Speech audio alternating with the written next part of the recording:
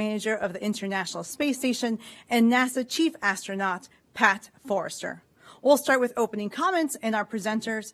Then we'll take your questions. We'll first start with our NASA Administrator, Jim Bridenstine. Well, thank you, Bettina. What a great day for NASA. What a great day for SpaceX. What a great day for the United States of America. It's been 9 years since we've launched American astronauts on American rockets from American soil, and now we have done it again. I want to be clear, the mission is not yet over.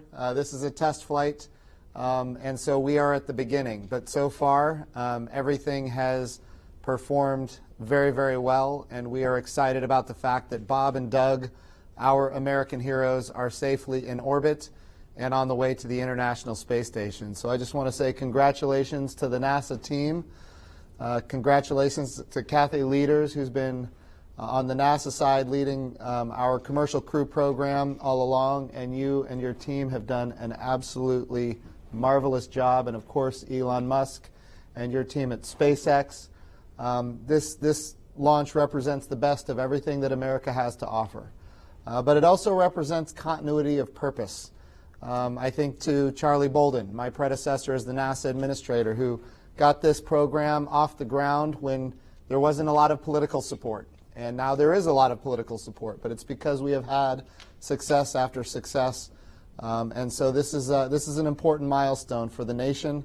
And I am so honored and grateful to have really this brief moment in my life to be at the head of this agency. So what an amazing, amazing group of people that made all of this happen. Thank you.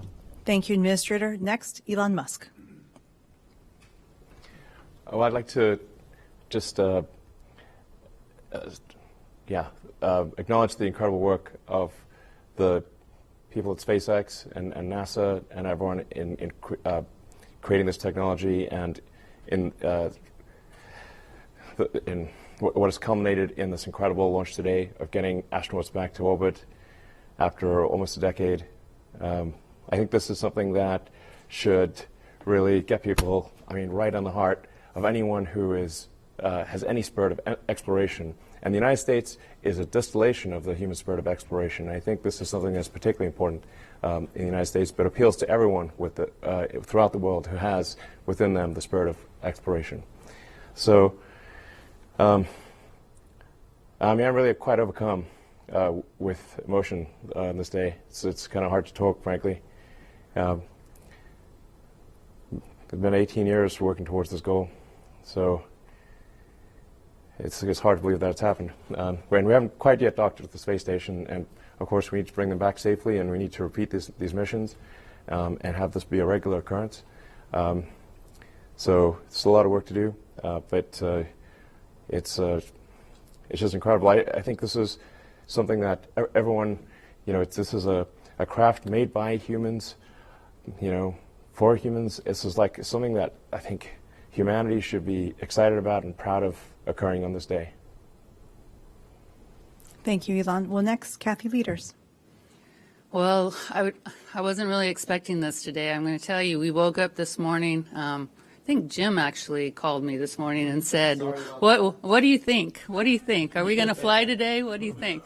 Yeah. Well, it was at the 6:05 wake up phone call, but I think you ever slept. but I think Jim said it. I think I was really proud of the team. The team sat there this morning. We looked at the weather. It didn't look great, but we looked at the different options that were out there, and we realized how important it was for us to kind of step through this carefully and weigh the readiness of the hardware, and then, not have launch fever, but to very carefully assess the situation and be able to clear the gates and the milestones along the way. And the NASA and SpaceX team did a fabulous job of that. And I'm very grateful for the weather clearing 1 hour before we were getting ready to launch. All weather constraints were cleared on a day that we weren't really sure how it was going to work out.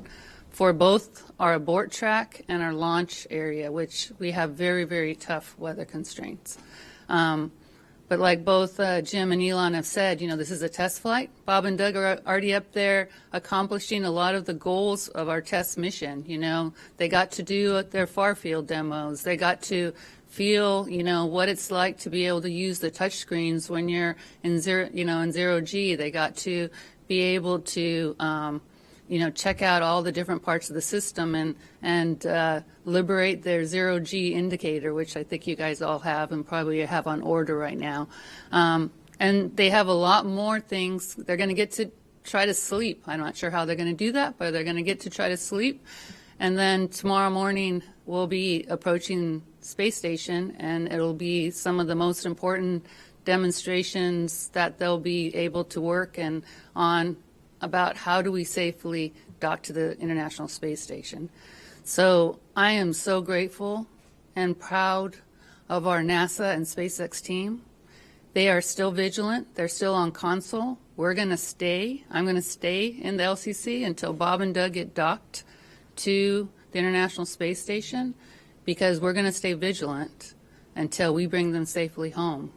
Very, very proud of this team. Cannot tell you how happy I am and amazed that we're here today.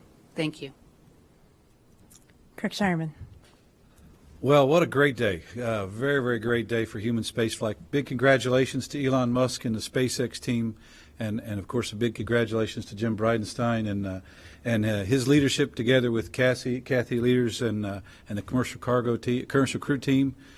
Just a fantastic day. Really, really happy to be part of it. A lot of the ISS team couldn't be here in Florida today, but I can tell you they were watching it virtually. They actually had a virtual launch watching party, and they were very excited to see the launch as well. And finally, our international partners. I had the chance to get congratulations from many of my counterparts across the International Space Station Partnership. They have been a big part of Commercial Crew and the SpaceX efforts along the way. Today they were watching. I can tell you they're all very excited about having their crew members fly in the very, very near future on the Dragon and come up to International Space Station.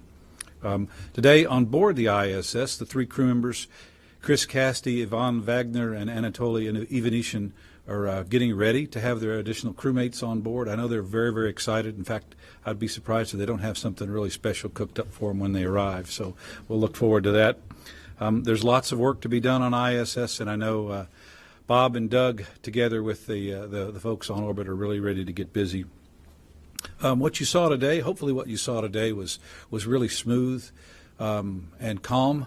It's kind of like a duck maybe on the water. It looks smooth and calm, but there's a lot of paddling going on underneath the surface.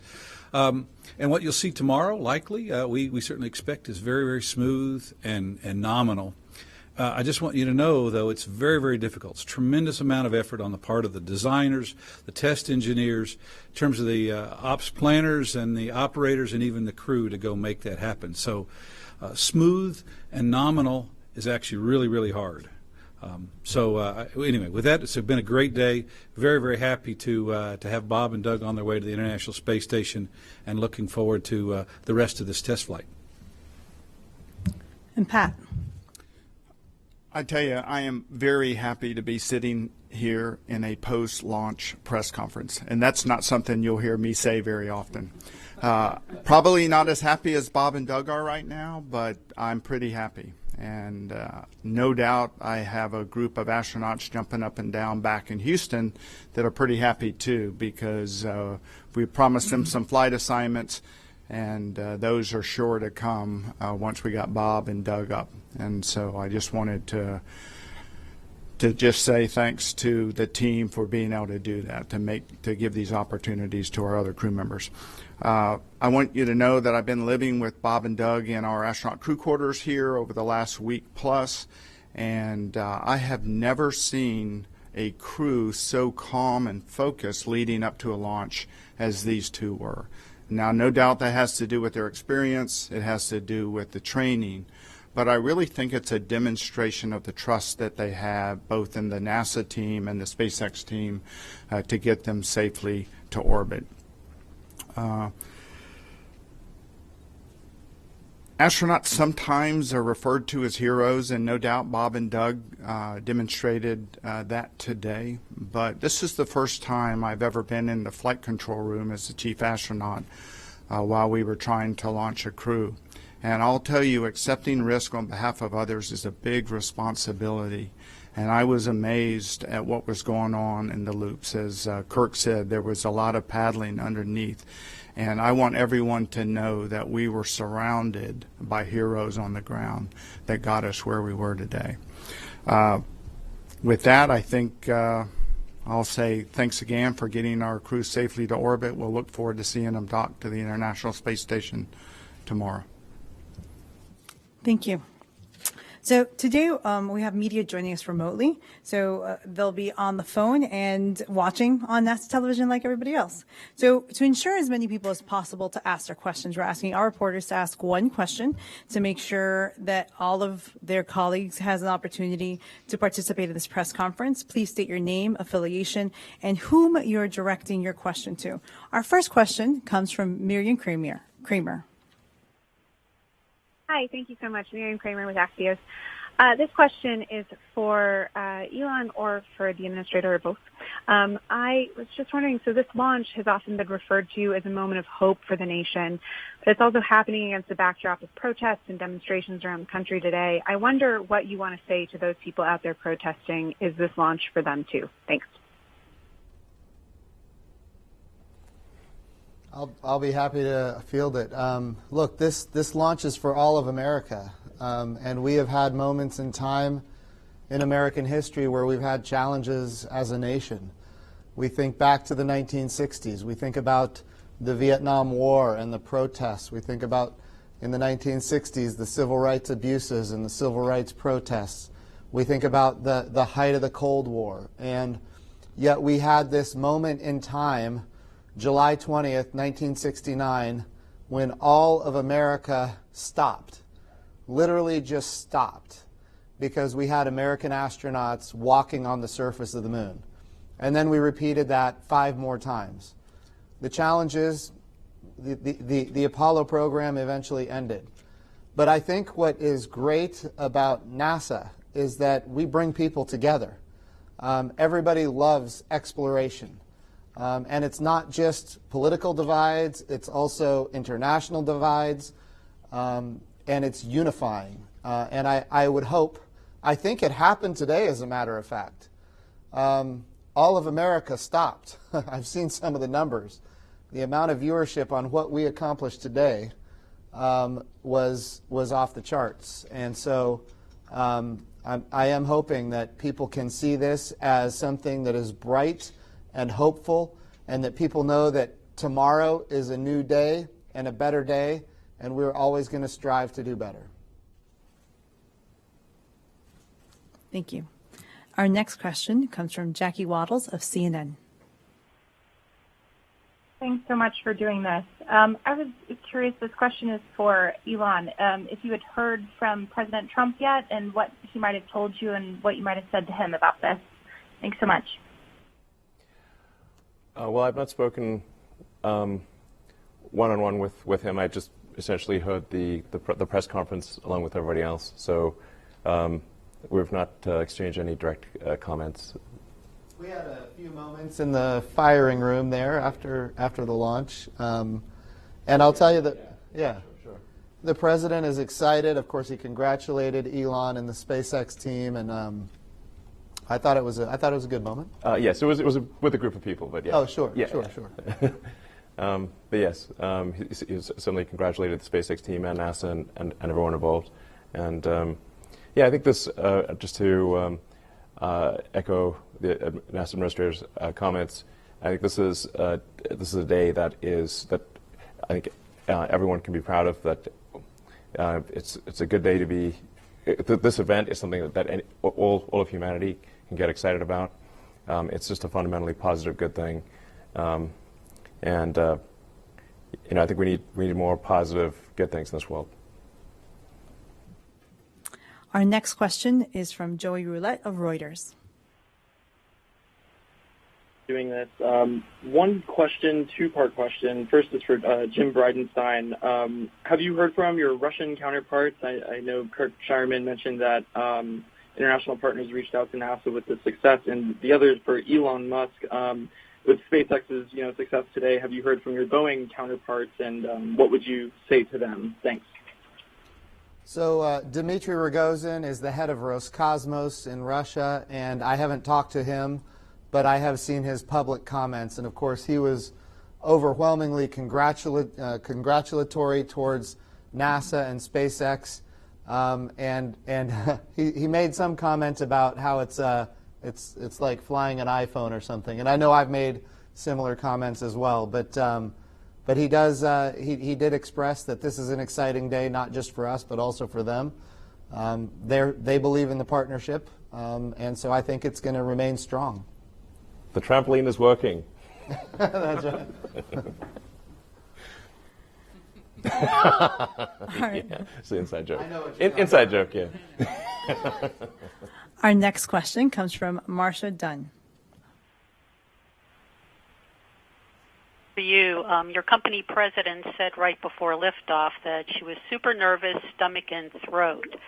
Could you talk about how you were, your emotions, your feelings leading up to liftoff, and especially seeing them make it to orbit safely? Thank you very much. Was that for me or Elon? Sure. I think it was for Elon. For Elon, please. Yeah. Elon? Marcia, if you're still on the line, can you repeat your question? Yes. Elon, Gwynne Shotwell said right before liftoff that she had her stomach and her throat. She was super nervous. I'd like to know how you were feeling in the minutes leading up to liftoff today, your emotions, your feelings of having to stand there and watch all this unfold. Thank you. Well, I mean, just speaking straight from the heart, on Wednesday during the first countdown, I'd say that my adrenaline was railed at 100%. And when the launch was called off, it went to 0%. It was like I just basically collapsed and slept the longest time I'd slept in probably a year. Then oddly enough, today, I don't know, it felt like the fates were aligned, and I didn't feel nervous, it felt like it was going to work, and it felt like the right thing was going to happen. So, for whatever reason, I did not feel nervous. Hey, Bettina, can I Sure. say something real quick? I just got a note moments ago. Doug Hurley announced that the Crew Dragon is named Endeavour, and cool. We are going to look forward to hearing a few words from them shortly. Thank you. Yeah, they've been flying it around. Actually, it's cool that they took it off automatic and just were manually flying the craft around. It's got to be pretty fun, just zipping around space and spacecraft. Everyone's childhood dream. Yeah. Next, we'll go to Emery Kelly of Florida Today. Hey, folks. Thanks. Thanks for doing this. I appreciate it. I'm just wondering, with this being the first time humans have had a chance to experience flying on a Falcon 9 and in a Crew Dragon after all these years of them flying, have you gotten any input from Bob and Doug? Is it, smooth ride? What was it like? Thank you. So I have not heard specifically as to how it flies. I do know that we are going to hear from them soon. I don't know at what point that's going to take place. Bettina, I don't know if you have that specific information. No? I don't have it right. It was a very smooth ride. You can see on the, I think on the webcast, it looked Yeah. quite smooth. In fact, a friend of mine who's a filmmaker said, you need to put some shake into the camera to make it look more realistic. Okay. Our next question will be from Paul Brinkman of UPI. Yes, I'd like to ask Elon. I realize the mission isn't over, but it's a significant achievement at this point. What's the impact of success for this program on SpaceX as a whole, including development of Starship? Well, I think this, This is obviously a tremendous accomplishment for SpaceX in partnership with NASA and a number of critical suppliers. In fact, if I think about the total number of people involved in making this mission successful, it probably adds up to 100,000. So I'd just like to express a word of appreciation and congratulations again to everyone involved in making this successful. And just a special word to the administrator and Kathy, and it's just everyone involved. It's just wow. Anyway, it is a little hard to process. I think at this point I am somewhat overcome by emotion to try to come up with cohesive sentences that make any sense. Is quite difficult. But I think this is hopefully the first step on a journey towards a civilization on Mars, life becoming multiplanetary, based on the moon and expanding beyond Earth, and life becoming a multi-planet species, life becoming multiplanetary for the first time in the 4.5 billion year history of Earth. I think this is hopefully the first step on that journey. It will require a tremendous amount of innovation and technology development to make going to orbit and ultimately beyond orbit a routine matter where thousands and perhaps ultimately millions of people can travel to other planets. That's what we really need to achieve over time, and that's obviously a very difficult goal, but that's seeming increasingly real with what happened today. That getting people to orbit finally after 18 years. If we are able to increase the rate of innovation, then life can become multiplanetary. This is the goal we should strive for. I think from a NASA perspective, I think what this did for Starship and a lot of others is kind of establish that this is a successful business model. And if we look at how we did commercial resupply of the International Space Station, and now commercial crew of the International Space Station, and of course the Commercial Lunar Payload Services Program to deliver payloads to the surface of the moon, and now for the first time since 1972, we have funded a human landing system, and of course we're very proud that SpaceX is going to be a partner in that development program as well. So not only do we have it funded, we actually have contractors under contract developing that human landing system. So I think as far as how this relates to the Artemis program and the Moon to Mars program, I think the business model has proven itself very successful. We're bringing down costs. We're increasing access. That's going to continue to happen as we on-ramp more partners, and of course, as SpaceX and others to go get more customers. NASA doesn't want to be the owner and operator of the hardware. We also don't want to be the only customer. We want SpaceX and others to go get customers that are not us. And when all that materializes, I think what Elon's talking about here, this vision for humanity being able to live on the surface of the moon for long periods of time and eventually on Mars for long periods of time, that's the eventuality of the business model that we are currently developing. Thank you. Our next question is from Chris Davenport of the Washington Post. Thanks, guys, for taking my call. I really appreciate it. And thanks, Elon, for the trampoline quote. That was classic. Elon, if I could ask you, you put the window in the Cargo Dragon as a symbol of your ambition of flying people. I wonder if you can talk a little bit about how, over these very long years, you kept your team focused on human spaceflight as the ultimate goal, even though obviously they've been working on so many other things along the way. Thanks, and congrats.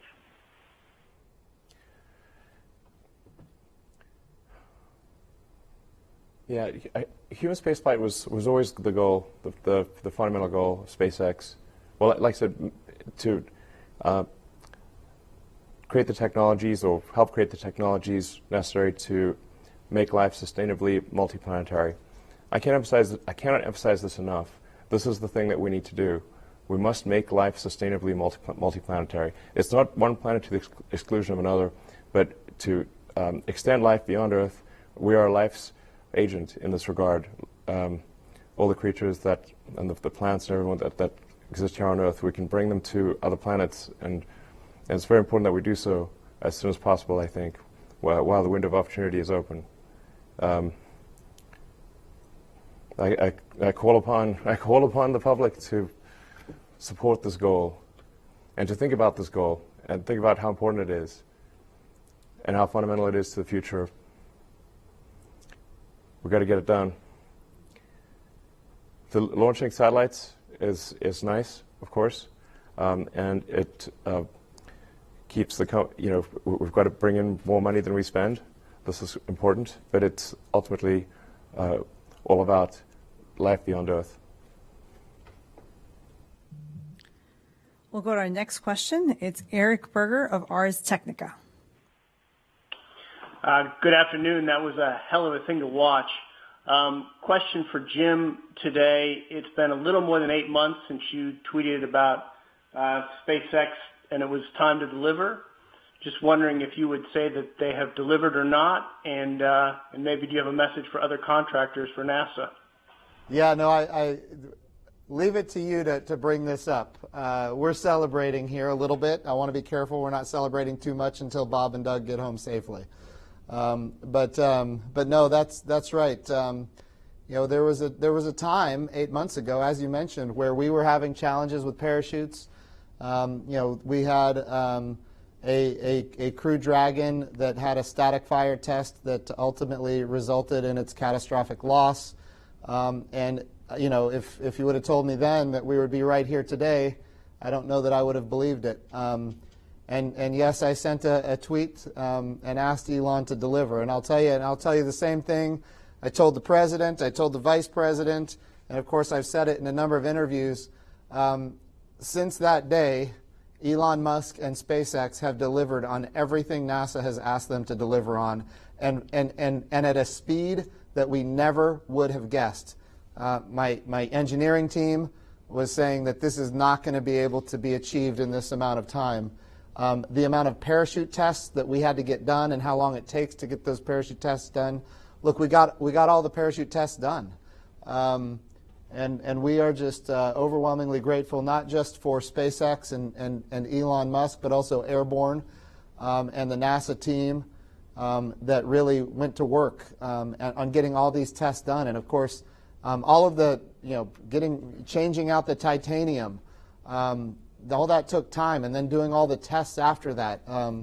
My goodness, SpaceX really delivered something that is magnificent, and that is speed. Without question, I don't think anybody would have believed the speed with which SpaceX delivered, and they did, in fact, deliver. Kathy, you want to add anything to that? Oh, no. I think Jim said it really well. We went through, it wasn't like we didn't have issues.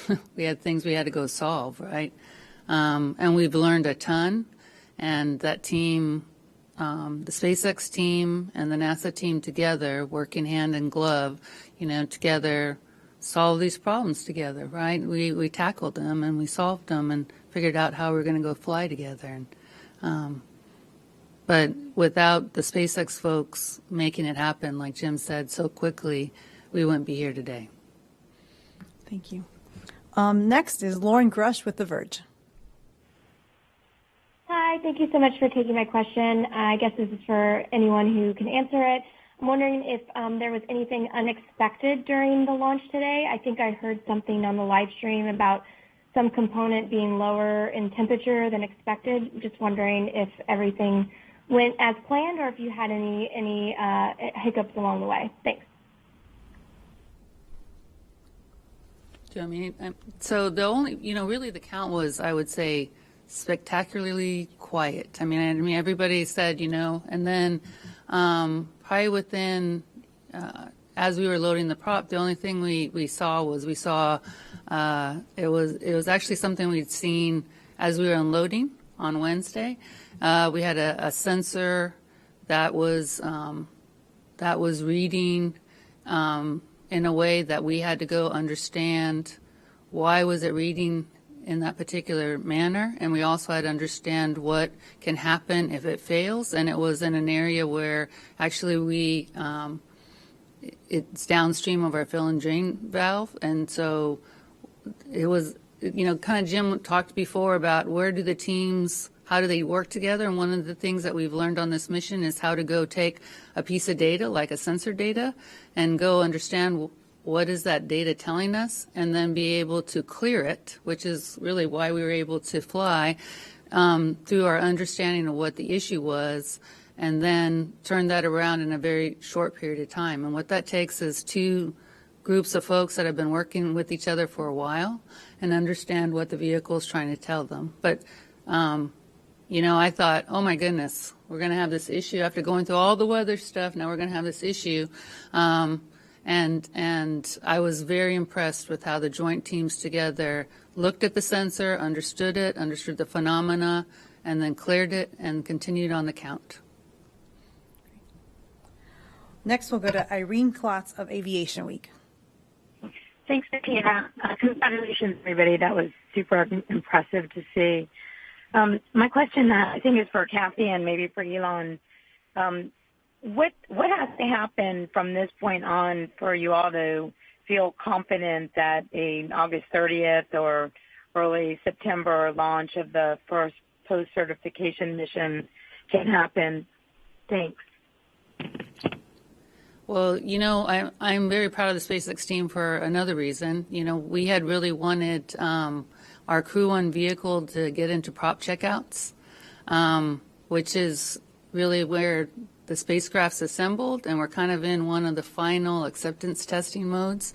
And last night I got an email that said Crew 1 vehicle is in prop checkouts. They're going through. So, and making sure that the propulsion systems leak tight and operating in a critical manner. So I tell you, that's the first thing. The vehicle's got to be ready.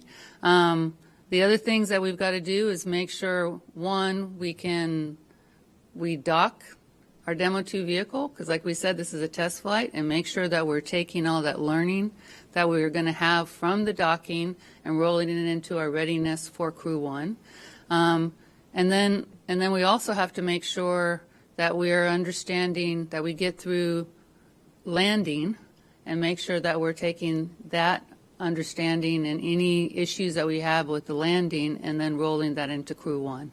So our team's getting the vehicle ready, and we're also watching this demonstration mission and making sure that our learning out of this test flight is then rolled into how we're going to be flying Crew 1.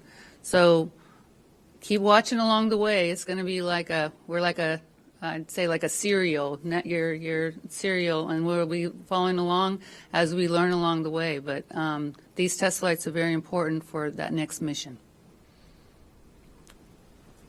Next question comes from Jeff Faust. Hi, this is Jeff Faust with Space News. Are there any issues you're particularly watching on the Crew Dragon as it approaches the space station? Anything that you'll be particularly keeping your fingers across over the remaining hours up through docking?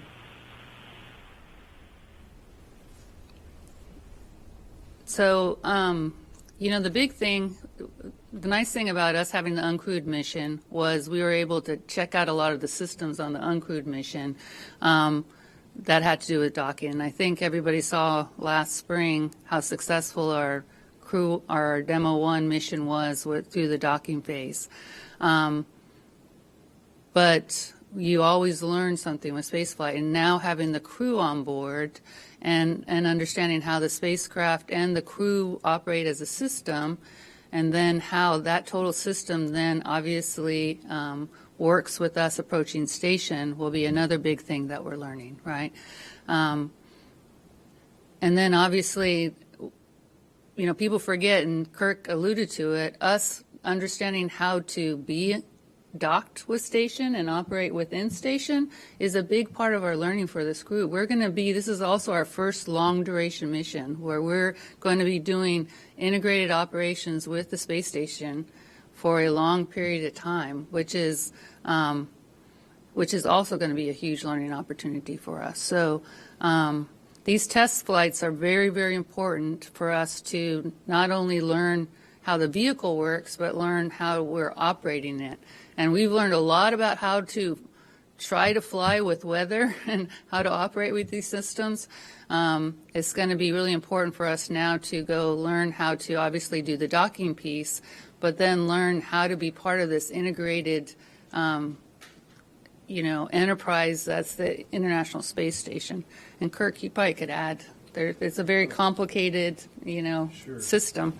First of all, I promise good weather tomorrow, Kathy. I Excellent. promise no rain showers. We did have a solar flare, but I don't think that'll impact our operations. But there's a series of tests along the way.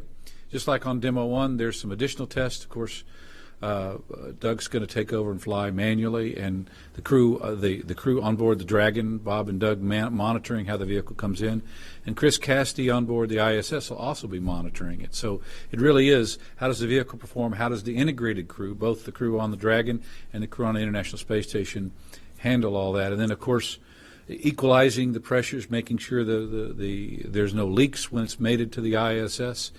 And then finally, just training the crew to come across the hatch and how the ISS works and be part of that bigger integrated team. So I think there's a tremendous amount of things to learn along the way. And we have very, very experienced crew on board the ISS and a very, very experienced crew on Dragon. And I think it'll go really well. But I'm sure we'll learn a few things along the way. Thank you. Our next question is going to come from Jackie Goddard of Times of London. Hello, thank you, and congratulations. My question is for Elon. You said last week that you had told Bob and Doug's two little boys that you would do everything you can to bring them home safely. Even with a safe launch out the way, that must still weigh on you throughout the mission, though. And I wondered if you can share some personal insight into what it's like to have that responsibility, not just with your SpaceX hat on, but as a dad. Thank you.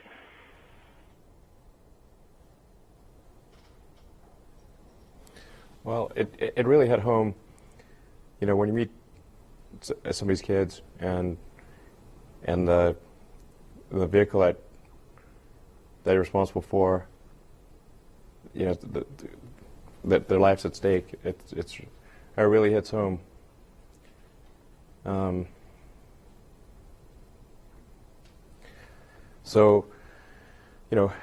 still. So we still got to dock with the space station. We still got to return. I think there's an argument that the return is more dangerous in some ways than the ascent. So we don't want to declare victory yet. We need to bring him home safely. Make sure that we're doing everything we can to minimize that risk of reentry and return. We were able to do that with the Demo 1 vehicle, so we were able to retire a lot of risk with the reentry there. That's a big deal, but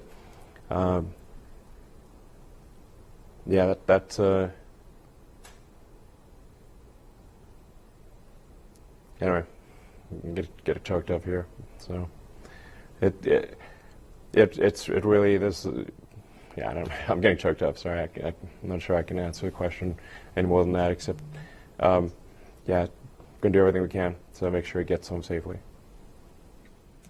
Our next question comes from Marina Corinne. Hi, everyone. Marina Corin with The Atlantic. Congratulations on the launch. This is for Elon or Jim. Do Bob and Doug want to dock manually to the ISS instead of letting Dragon do it? Are they allowed to do that, or can they only take over if there is a problem or some kind of emergency? The plan is for automatic rendezvous and docking. That's the plan. Of course, if they needed to do something manually, they could. But we're planning to test automatic rendezvous and docking. I just want to reiterate something that Elon talked about. There is no doubt that Bob and Doug are on Elon's mind all the time. But that is not just on his mind. He has made that throughout the culture at SpaceX. And we did an assessment of the culture at SpaceX, and it came back extremely strong. And it is on the mind. Bob and Doug are on the minds of everybody, all the way down to the line worker and all the way to the top. Everybody at SpaceX knows what is at stake here. And I will tell you, I was very impressed with what I saw in that safety assessment that we conducted. And I think all of our NASA team was impressed with it as well. It's not just Elon; it's his whole team, and he's made that go all the way down to every person that works at SpaceX. They're called the dads, which may have something to do with their age, but I won't. I can say that because they're on orbit, so they're and it'll be a few months before maybe they come back and kick me now. But yes, but they're called the DM2 dads. We should have a dad joke or something. I would like to add to that because it plays back to an earlier question about how did SpaceX stay focused on human spaceflight coming out of cargo, and I think part of that is that relationship that was built. I know recently over this past year, I think it was 32 straight weeks that Bob and Doug were out there at Hawthorne with the SpaceX team, and they have really built a very close relationship. You can see it in the eyes and the smiles when they see each other, and that goes a long way, I think, in this. And so I think what's really, really cool is that the part number for their seats and their suits has their names in it. So, I think, Elon, you guys have done a great job to personalize that they're flying our crews. That culture is not easy to achieve, and it's not easy to get it throughout the whole organization. And the safety assessment that we did indicated that was the case. Well, I just want to say that I think we would not have achieved this level of safety without the tremendous support from NASA and your team. NASA made us way better than we would otherwise have been, and obviously we couldn't even have got started without NASA. So thank you very much for your support. Let's celebrate safety when we get them home. Yeah, totally. Yes. Yeah. Let's do that. Yeah. But it's good. Our next question is from Ivan Crone from AFP. Thank you very much. A question for Elon Musk. Could you expand on Starship development and about when you expect you will go around the moon? Well, I tend to be a little optimistic about schedules. I'm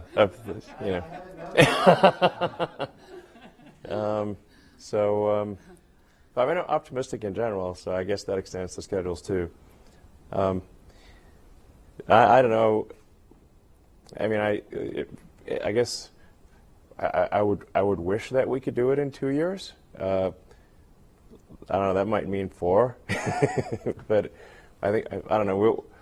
I think it's not out of the question that it could be 2 years. I would be surprised if it took more than 4. Okay. Our next question is from Dave Mosher of Business Insider. Thank you for taking my question, and congratulations on an amazing launch.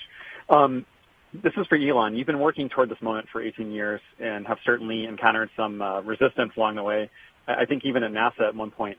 What would you say to those who doubted SpaceX could do this? Do you have a message for them? And then your last conversation with Bob and Doug, can you tell us what you talked about, what you said? Thank you. My apologies. I didn't hear the first question properly. Can you repeat that, please? Just the first question. Dave? Yes, I'm sorry. You couldn't hear the question? Yeah, can you repeat it, please? Yeah, sorry about that. So this is for Elon. I said you've been working toward this moment for 18 years, and you've certainly encountered a lot of resistance along the way, even, I think, from NASA at the very beginning. What would you say to those who doubted SpaceX could do this? Do you have a message for them? And then what was your last conversation with Bob and Doug like? What did you talk about? Where was it? Thank you so much. Do I have a message for those who... What? Oh, doubted. Okay. I was like, what did you... Okay. Or maybe I'll just blank out the word doubt. No,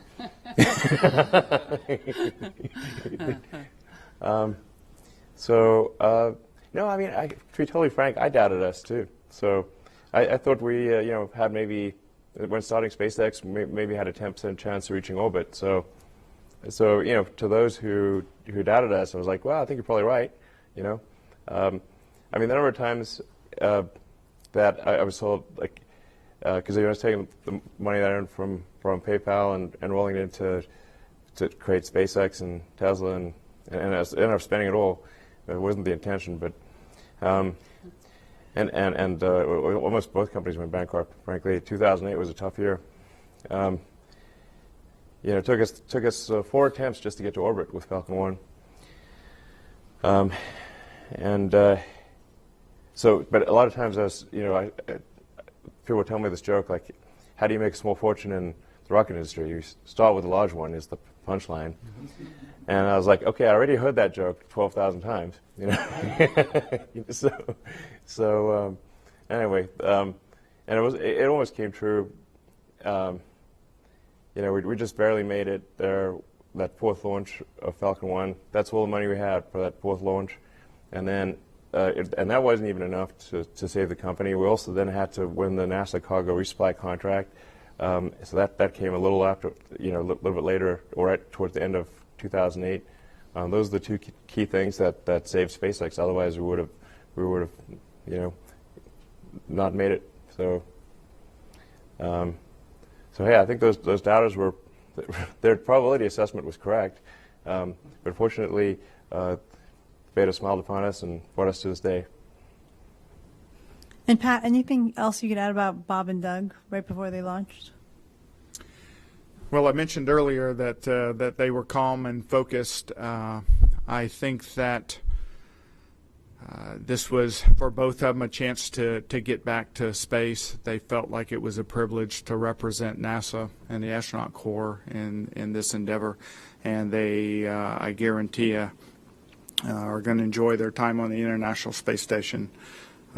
Chris joked with them when they didn't get up the first time. I think the administrator heard this, that they were trying to get out of the weekend cleaning that we do on the ISS, but they'll be glad to get there, glad to come back. We're going to take our last question from space.com. Hi, this is Hanukkah Whitering with space.com. Thank you so much for taking my question, and congratulations on an amazing launch today. I'm just wondering if you could talk about what else Bob and Doug will be doing now that they've completed their manual flight test. I've heard that they're going to be taking a nap at some point, but what else is on the to-do list for Bob and Doug between now and docking? Well, they did their far field demo. So like Elon already mentioned, they got to manually fly the vehicle. They'll be doing another demonstration a little bit closer to the space station. People forget that, the reason we picked, or the FOD picked the Bob and Doug to fly this is because of their experience as test pilots, and actually had developed the concept of the cadre to have an experienced set of crew members working with the companies to make sure that they were able to help them as they're working their designs and developing their systems. So this is kind of cool because this is Bob and Doug get to actually fly the work that they've been helping work and develop and figure out how's it really working on orbit. And so the other thing they get to do is just to be able to be, the ecosystem's working. They're getting to see, are things cooling? How's the seat feels? How's the suits feel? Can you get in and out of the suits, when you're on orbit? How easy are those kind of functions going to be? I'm not going to talk about the waste functions, but that's kind of part of it. And then obviously how approach feels with, I know that Jim was able to use a simulator, but now they've got this big simulator that's the International Space Station that they're going to get to be able to actually, come up to and be able to dock and see how that really works and how it matches. Because one of the things that's really important, and we all know it, and anybody is how does a real thing really approximate what you've been practicing on for, the last few years. And so they now are going to be able to come back, and for these next crews that are going up, they'll be able to share with them, hey, this is really how it felt. This is how these systems worked, and be able to share that experience with the Crew 1 crew that right now is doing their training. So they're doing a very, very, very important function for our upcoming crews that will really be the long-duration crew members and will be flying to the space station. And I can promise you that the hardest thing they'll do tomorrow is when they're done flying their manual near-field flying is to hand it back over to the computers and not dock it themselves, because they are test pilots. And to answer an earlier question, that is exactly what they would enjoy doing. So to give it back will be a little bit hard for them. I did notice, Doug was really good at teaching Jim how to fly it. Mm-hmm. So, yes, he helped you, Doc, right? Well, I might have. No, he helped a lot, and it was fantastic. Well, that was our last question. Some closing remarks from the administrator. Sure. So again, this is a great day for the United States of America. It does represent many years of work. I want to say, a question came up earlier about, doubters and people that didn't believe that this could ever happen. There was a day when Charlie Bolden, my predecessor at NASA as the administrator, was trying to get this program off the ground in a significant way. And he had members of Congress on both sides of the aisle that were in opposition to it and wouldn't adequately fund it, and ultimately gave him a hard time about it. And Marine Corps General Charlie Bolden persevered, and he pushed through. And that was the beginning of what we all get to experience today.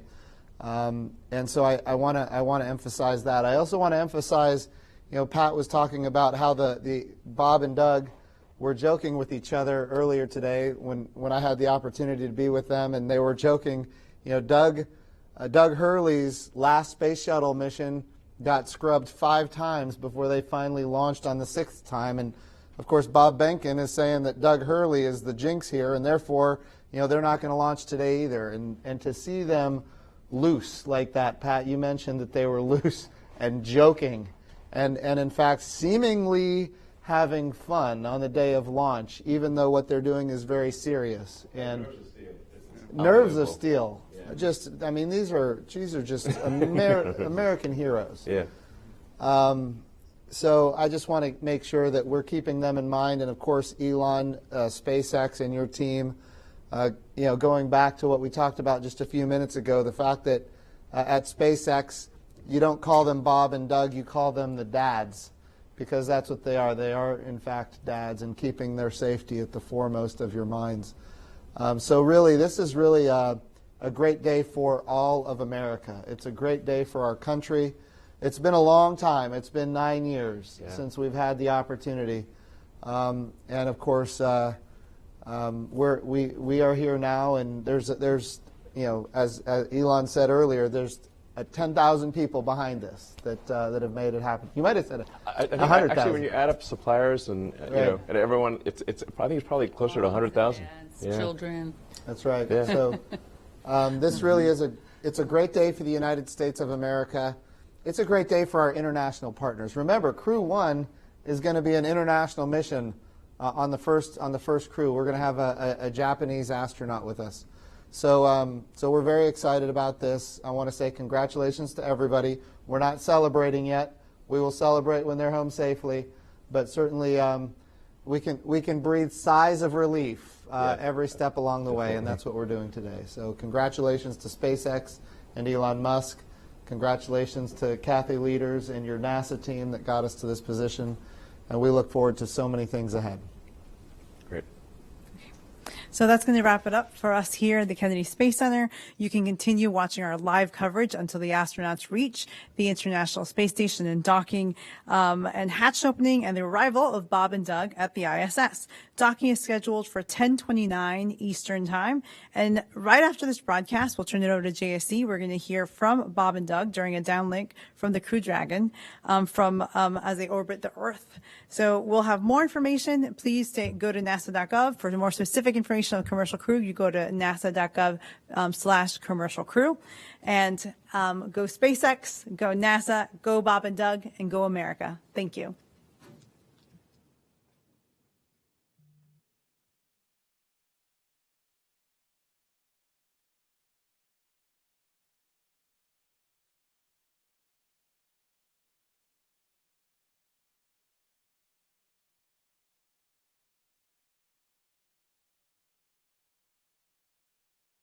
They like to get to things sooner than later, so they've been on the earlier schedule.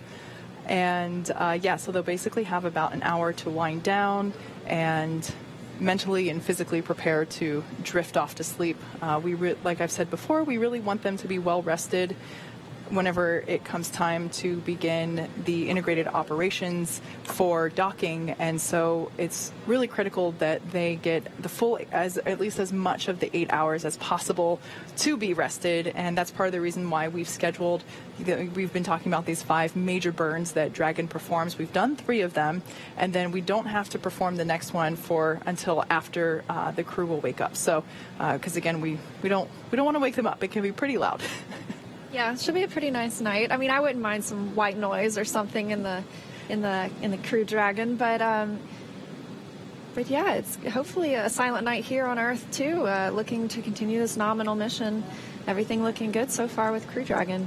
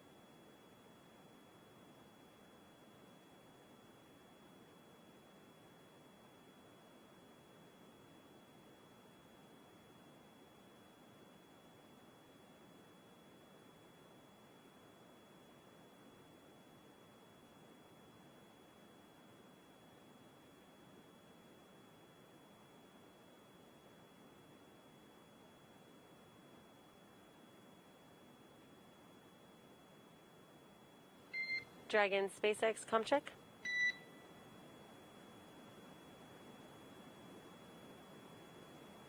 SpaceX Dragon, we've got you loud and clear. We've got you the same. We had some weird noises down here, so I just want to make sure we were still with you.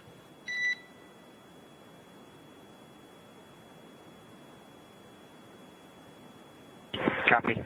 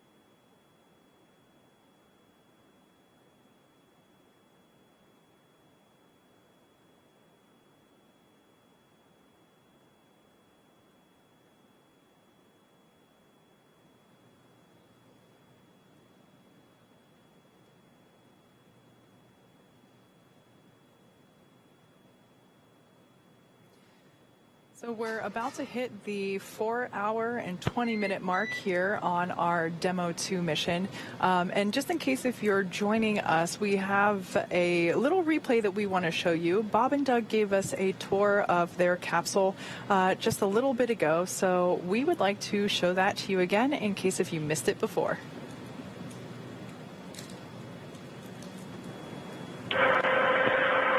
Well, everyone, welcome aboard Dragon.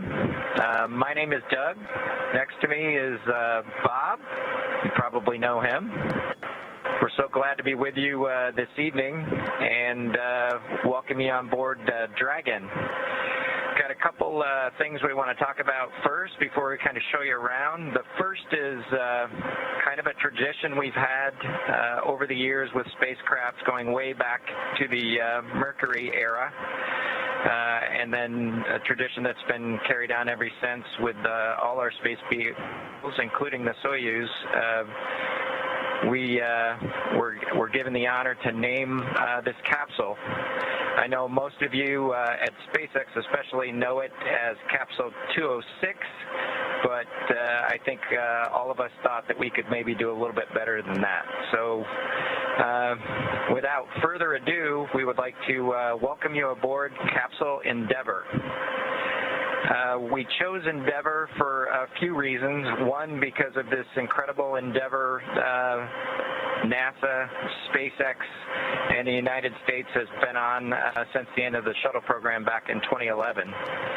The other reason we named it Endeavour is a little more personal to Bob and I. We both had our first flights on Shuttle Endeavour, and it just meant so much to us to carry on that name. That's what we decided to go with. So we hope you enjoy that name, and once again, welcome on board. Well, good evening, everybody, and welcome aboard Endeavour, the SpaceX vehicle headed to the International Space Station. Today, we accomplished the first flight off the Florida coast in quite some time, and Doug and I were really proud to have an opportunity to be a part of that.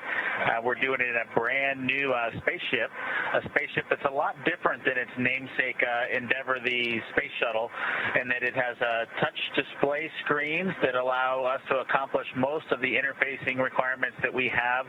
We'll have Doug pans over and points at the display in front of me.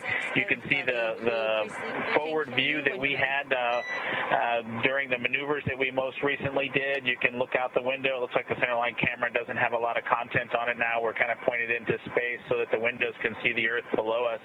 But we've got the capability to interface with the vehicle, and it's kind of interesting. There's a command. This little button over here is actually what the commands are for our displays. One thing that does get lost is there is a extensive button panel down below as well. So over on this side, we can turn the displays on and off, as well as send some commands for some contingency situations.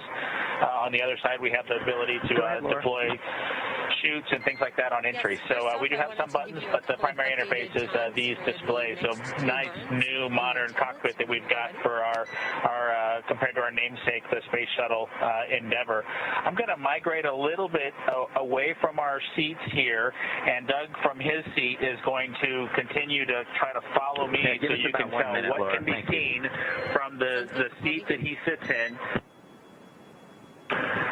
So from his seat, when he is inside in the vehicle, strapped in, this is what his view actually looks like. You can see a window off to the one side. We each have a window that we can view out and see what's going on outside. That was exciting on ascent for us to be able to see the arm rotate away from the pad, and that's when we both, I think, knew that we were going to launch today. So that was super cool. I've got one on my side as well. The hatch that we came in is the hatch that's right behind me. It is a little bit of a tight quarters, but I'm going to try to demonstrate some of the capability that we have now that we're in zero gravity. So I think I was requested to do a backflip. I'm going to kind of do a side spin, which is a little bit of a permutation on that request. So hopefully you can see what it's like to actually float in zero gravity. And Doug and I are super excited that we got the opportunity to do this again today, even before the end of May. So that was super cool. We did. It turns out, end up with one stowaway on board our vehicle when we launched today. It was not just Doug and I who accomplished the launch here. We do have an Apatosaurus aboard. We both have two boys who are super interested in dinosaurs, and we collected up all the dinosaurs between the two houses, and Trimmer, the Apatosaurus, got the vote from the boys to make the trip into space today with us. And so that was a super cool thing for us to get a chance to do for both of our sons, who I hope are super excited to see their toys floating around with us on board. I'm sure they would rather be here given the opportunity, but hopefully they're proud of this as well.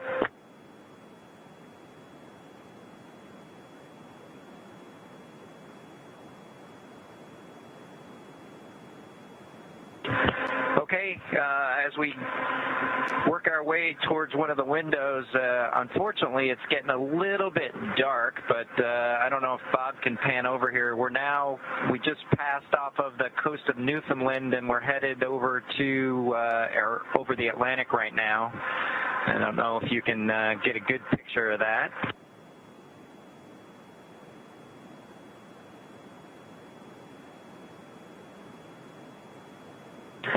Anyway, hopefully you enjoy that view as we pass over the Atlantic. And I think with that, we will work ourselves back into the seats and wrap things up for this evening.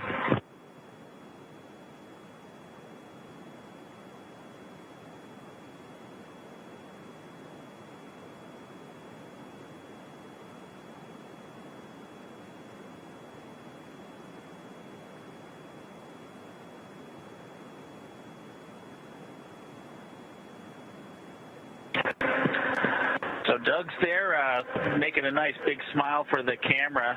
I hope you enjoyed the trip today with us on board the Dragon capsule Endeavour with our friend Trimmer, the Apatosaurus, and Doug and I. We just would like to thank SpaceX, we'd like to thank NASA, and we'd like to thank the American people for the opportunity today.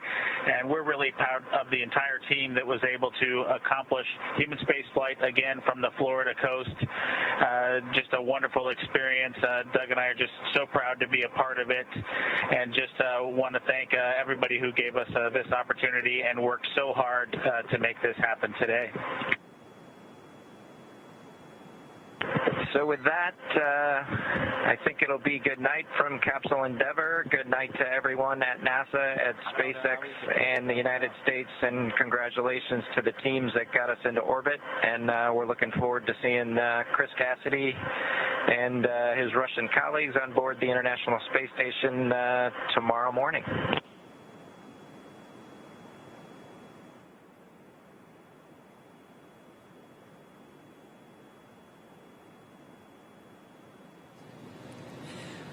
I don't know about you, Leah, but I will probably be able to watch that tour of Crew Dragon many, many times. Seeing it. Dragon, this is SpaceX MD. Twinkle, twinkle, little star. Have a good night.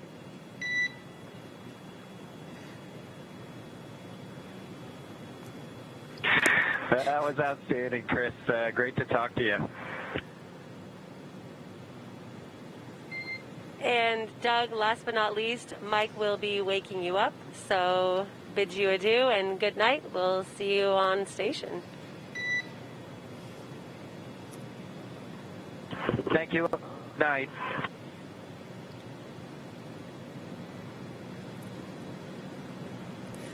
All right, so there we heard some very entertaining back and forth between Dragon Corps here in Mission Control in Hawthorne and Bob and Doug as they were getting their goodnight lullaby And basically what we heard there was our control team here in Hawthorne saying, hey guys, we're going to let y'all sleep.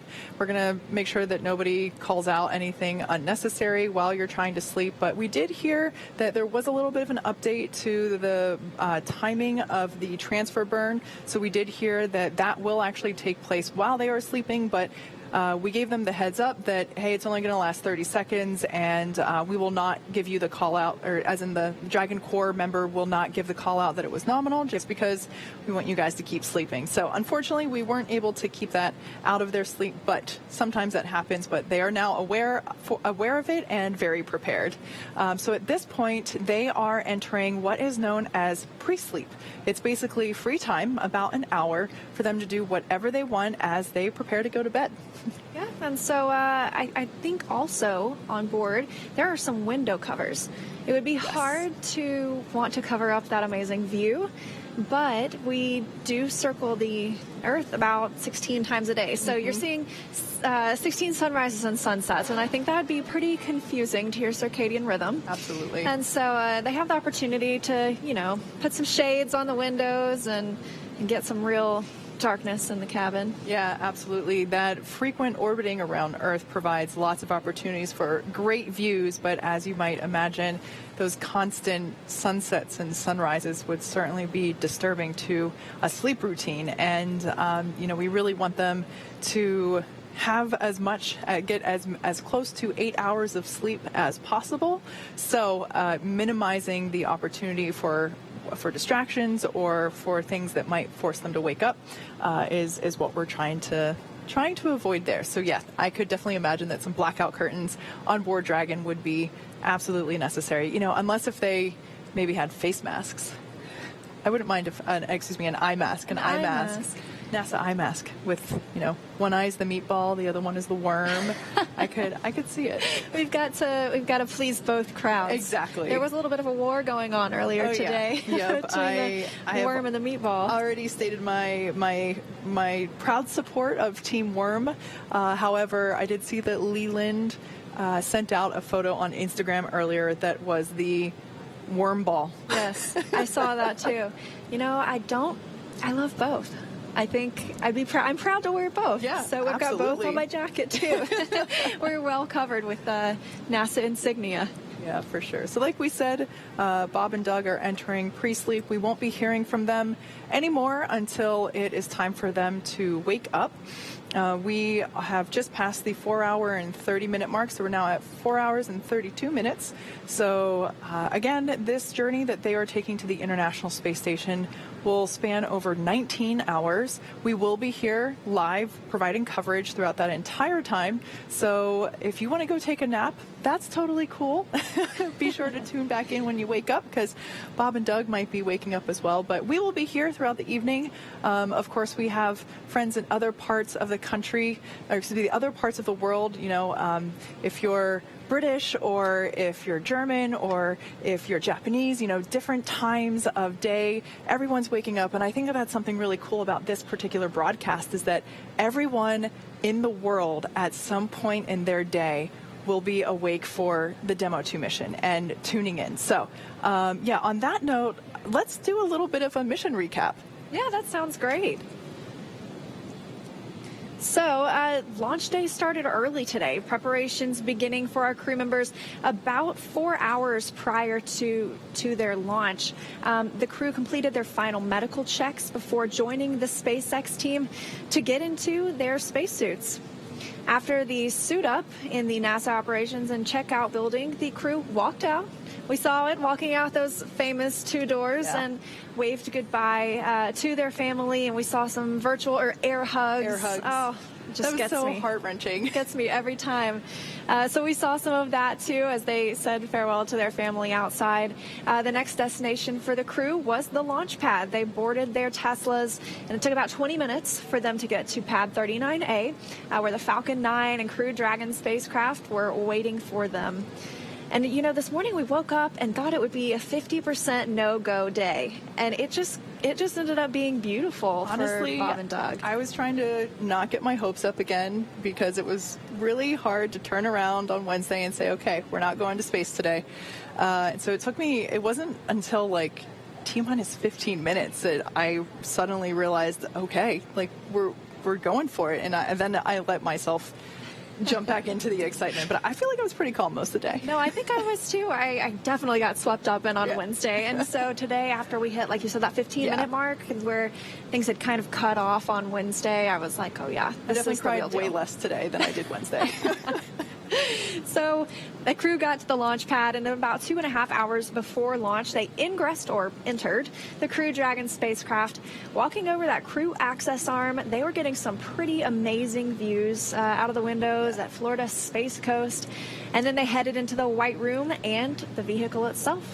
40 minutes before launch, that crew access arm retracted, and a few minutes later, at T-minus 35 minutes before liftoff, the launch escape system was armed, allowing the Crew Dragon to escape the Falcon 9 on the launch pad or upon ascent.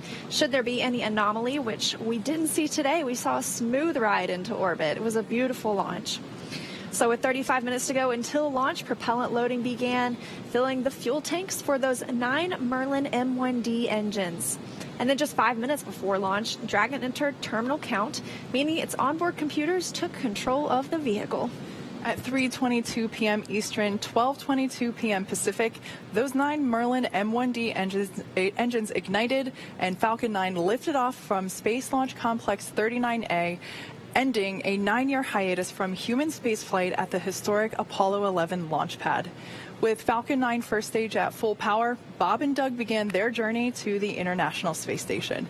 Just after the T+9 minute mark, the first stage landed on the autonomous spaceport drone ship, which was stationed out in the Atlantic Ocean. Now, a couple minutes after that, we had payload separation, and that's when we finally saw Dragon flying free. Dragon executed later on the phase burn, which was the first of 5 major burns required to raise Dragon's orbit in its chase to the International Space Station. Around T+1 hour and 30 minutes, the crew completed the far-field manual flight test. Dragon is fully autonomous, so basically the spacecraft does all of the navigating and burns to get to station all on its own.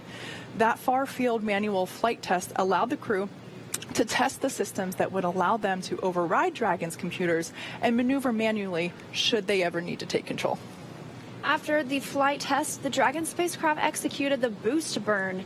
The boost burn raised Dragon's apogee, or the highest point of its orbit, to just 10 kilometers lower than the space station. This was the second of those 5 major burns that are propelling Dragon on its mission, and it lasted about 7.5 minutes. The third of the major burns occurred about 45 minutes later. That's the close co-elliptic burn. The firing of the Draco thrusters lasted just under 10 minutes and placed Dragon on an orbit roughly co-elliptic with the space station. This means Dragon is now maintaining that 10-kilometer orbit below station rather than just reaching it at the apogee. Yeah, so we've had a super exciting day already. More to come, certainly. The journey to the International Space Station has just begun, like we've said over and over again at this point. 19 hours Bob and Doug have on their mission, or excuse me, on their journey chasing down the station. And, we talked about long car rides before and being in confined spaces. This would definitely qualify as an epic ride of some sort, not a car ride, but I guess spaceship ride, and that's part of just getting to space. Is in this case, we only have 2 astronauts on board Crew Dragon today, but in the future we will have 4. So I suspect their ability to do backflips, as we saw in that little tour of Dragon, might be a little bit more limited. They'll get every opportunity once they get to the space station. That is true. That is very true. And hopefully that 8 hours of sleep, if they're able to sleep. I might be too excited. I know I would be too excited after a day like that. But hopefully that'll help them pass some of the 19 hours, and then you wake up and you're practically there, right? Exactly.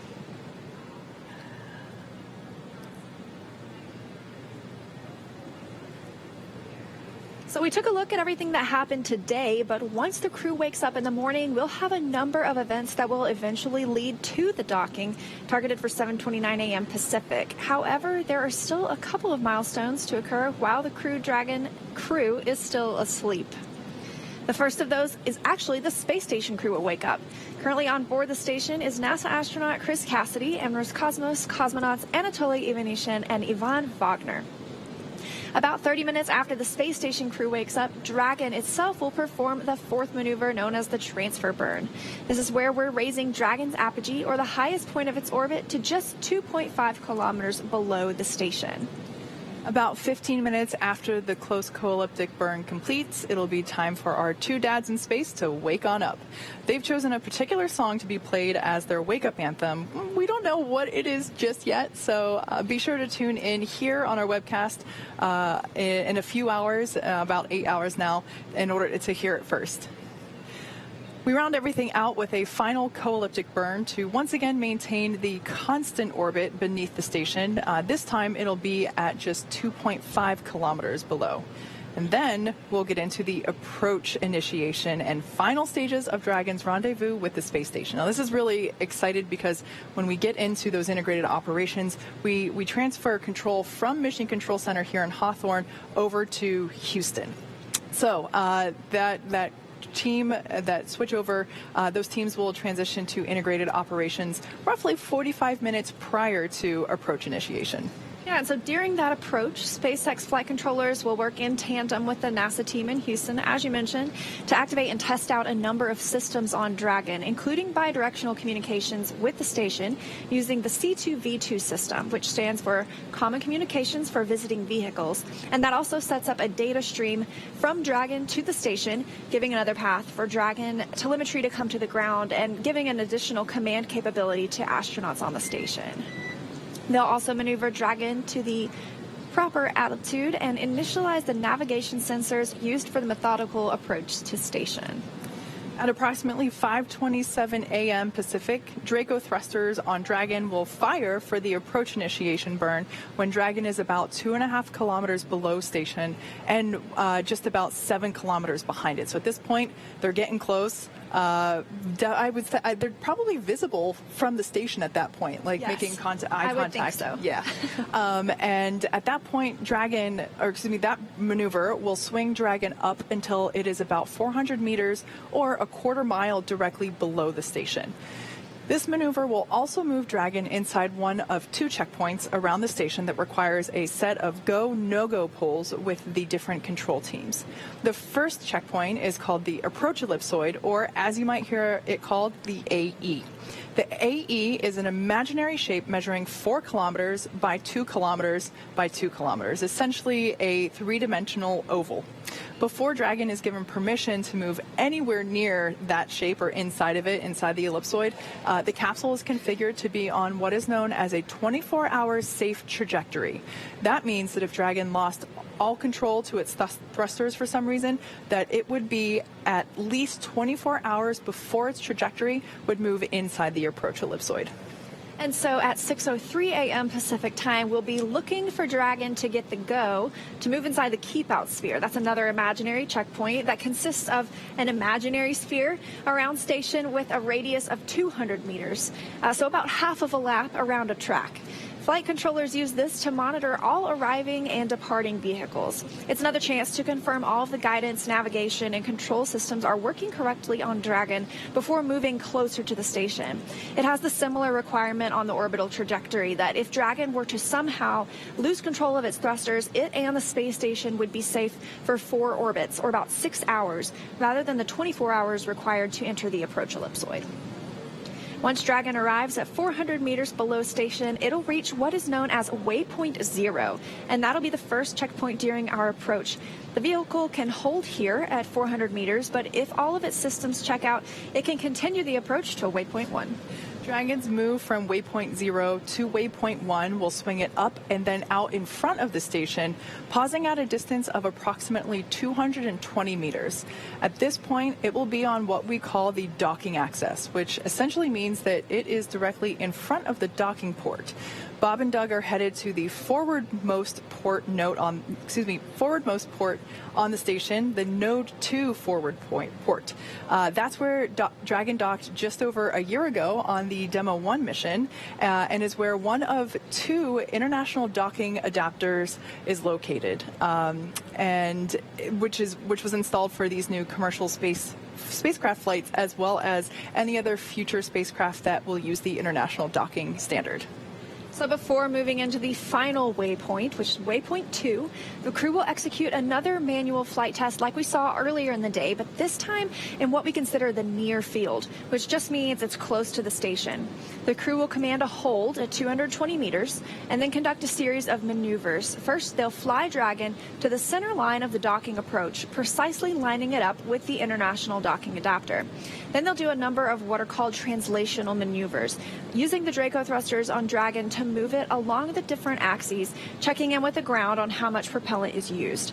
Of course, Dragon is designed to be fully autonomous, so this is to demonstrate Dragon's ability to perform controlled maneuvers like braking and even retreating, as well as to determine position and velocity relative to the station. And once that's complete, they will transition control back over to the Dragon flight computer to resume automated docking. After the flight test is complete, teams in Hawthorne here and in Houston will do a quick go, no-go to resume the approach and then start to move in toward waypoint 2. Once Dragon starts moving in, they will do a final go, no-go for docking.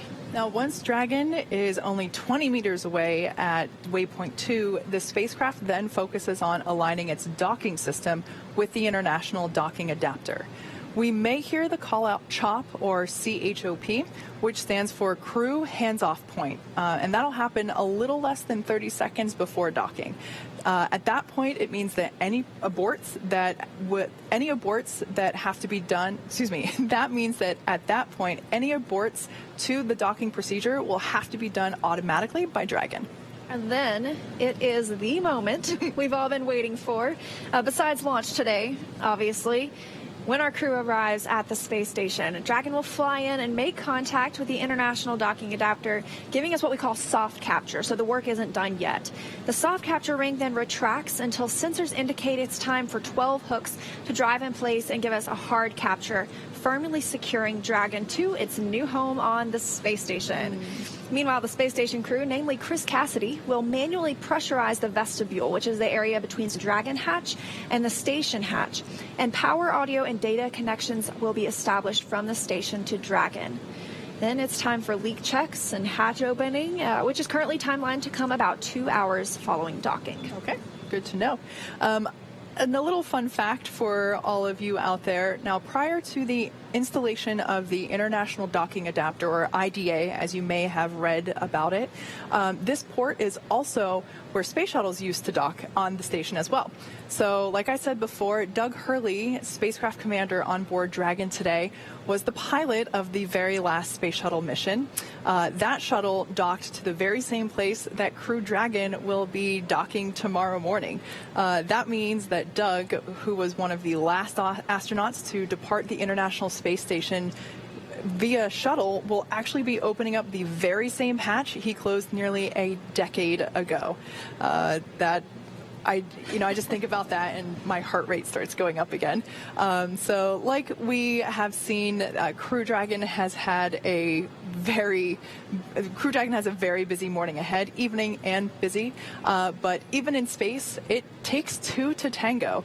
The International Space Station is also a factor in the mix for this dance-like approach operation. And as you've heard me say before, it is a choreograph of many sorts.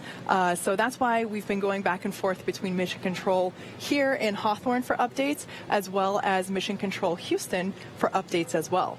On that note, do we have an update from perhaps Courtney Beasley over at Mission Control Houston? Hey, Kate, we do indeed have an update. And again, it's such an exciting day, and I'm happy to be joining the two of you for coverage into the overnight hours from Johnson Space Center. Here in Mission Control Houston, the Orbit 3 team of flight controllers is on console today, led by Flight Director Rebecca Wingfield. Flight controllers here in Houston are continuing to alternate the flight control rooms they are using from shift to shift to prevent contact between the members of one shift to the next. At this hour, the International Space Station crew is asleep. The trio, NASA astronaut and station commander Chris Cassidy and Roscosmos cosmonauts Anatoly Ivanishin and Ivan Wagner, went to sleep around 4:30 p.m. Central Time. They'll continue that sleep period until just about 1 a.m. Central Time on Sunday morning, ready to begin an exciting day of work. Then around 5:35 a.m. Central Time, Cassidy has a rendezvous conference with ground controllers to review rendezvous procedures that the Crew Dragon crew will be executing later in the morning. He will then move on to begin setting up tools that will be used for leak checks between the space station and Crew Dragon after docking, as well as setting up photo TV equipment to capture the historic hatch opening later that day. And from there, Cassidy will move into his midday meal. Then around 8:25 a.m. Central Time, Cassidy will begin monitoring the approach of Crew Dragon.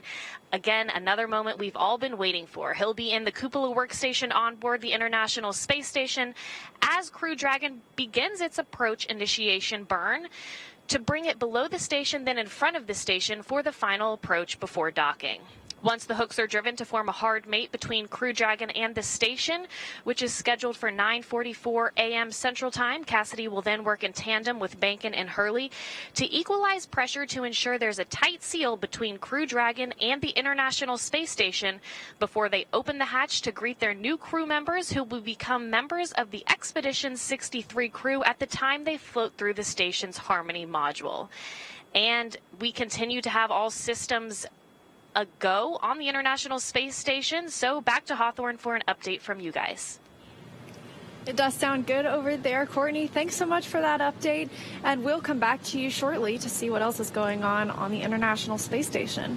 But in the meantime, let's learn a little bit more about our two astronauts aboard the Crew Dragon. Doug Hurley is the spacecraft commander for this mission. He previously flew on 2 space shuttle missions as the pilot on STS-127 and, as we've discussed, STS-135, the final space shuttle flight. Let's take a closer look at Doug Hurley.